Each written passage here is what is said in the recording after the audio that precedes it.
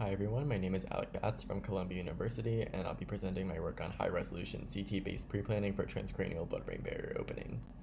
Treatment planning for many focused ultrasound-based therapies, including BBB opening, relies on acoustic wave propagation simulations through CT scans of a patient's skull to predict both signal attenuation and beam distortion. Transcranial ultrasound transmission depends on a number of skull properties, and notably signal attenuation through skull bone results primarily from absorption in the cortical layers and scattering throughout the trabecular bone. Our group has previously shown that transcranial BBB opening and cavitation mapping can be achieved with a single theranostic phased array, but the feasibility for electronic beam steering to sonicate multiple regions of the brain has yet to be shown. Therefore, the objectives of this study were to determine the impact of CT scan resolution and beam steering angle on attenuation and focal shift through primate skulls, and to use this pre-planning information to inform in vivo BBB opening and cavitation mapping using electronic beam steering through non-human primate skulls. The effects of CT scan resolution and steering angle on attenuation were determined in silico using the K-Wave MATLAB toolbox. Parameters of the simulation are shown in the table on the left, but most importantly, clinical CT and micro-CT scans were acquired for human and non-human primate skull fragments, with 250 to 488 micron resolution and 80 micron resolution, respectively. The attenuation measurements from simulations were used to inform the pressure for BBB opening in mice with an overlaid NHP skull. A P41 phased array was operated at a frequency of 1.5 MHz and focused at a depth of 35 mm using a Verisonics Vantage research ultrasound system. Short 3-cycle pulses transmitted at a PRF of 1000 Hz were coupled with passive receive mode in between pulses for transcranial power cavitation imaging. A safe BBB opening derated pressure of 450 kilopascals was used to sonicate both hemispheres of the murine brain through the overlaid NHP skull. The transducer was fixed at the sagittal suture, and the beam was electronically steered approximately 3.72 degrees to sonicate each hemisphere individually with the same microbubble injection. Using the K-Wave toolbox, transcranial acoustic wave propagation was evaluated through clinical CT and micro-CT scans of an NHP skull fragment. Here, a significant increase in attenuation and decrease in axial focal shift of 6 spatially distinct focus transmits was observed through the micro-CT scan of a non-human primate skull, with 80 micron resolution over that of the clinical CT scan with 250 micron resolution. The attenuation measurements determined from simulations with the micro-CT yielded about a 2% difference from the hydrophone determined measurements, which was a major improvement over the clinical CT results.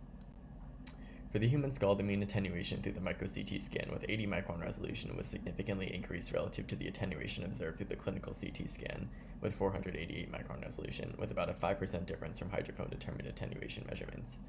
CT scan resolution did not significantly affect the focal shift through the human skull. Next, the impact of the beam steering angle on attenuation profile through the non-human primate skull was evaluated using micro-CT scans. Here, significant increases in attenuation were observed with increasing steering angle, which informed our in vivo study. Here, the impact of beam steering angle on attenuation profile through the human skull was determined using an analogous 3D simulation with micro-CT scans.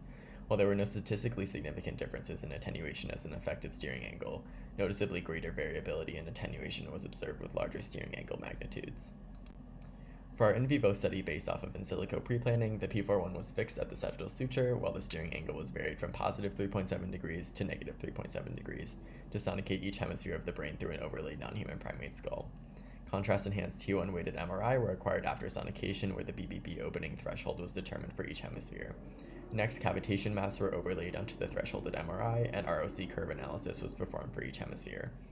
The average area under the curve values for each hemisphere in 4 mice are reported here, with an average area under the curve of 0.75. These data indicate the feasibility for using electronic beam steering through the non-human primate skull to sonicate multiple regions of the brain with the same microbubble injection.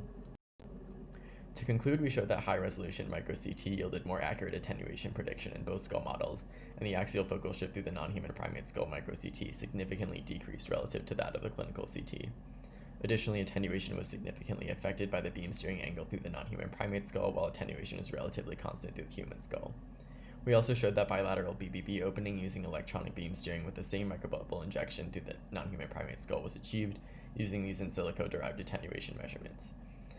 Future directions include frequency-dependent CT resolution analysis to establish a correction for attenuation determined from clinical CT pre-planning, and improvements to 3D simulations, including shear wave considerations. Additionally, ongoing work includes in vivo BBB opening and cavitation mapping through the human skull using the theranostic phased array, and correction of incidence angle during BBB opening in non-human primates using electronic beam steering. I'd like to thank the members of my lab, my collaborators from the Columbia Pet Center, and of course the Focus Ultrasound Foundation and NIH for funding support. Thank you all for your attention.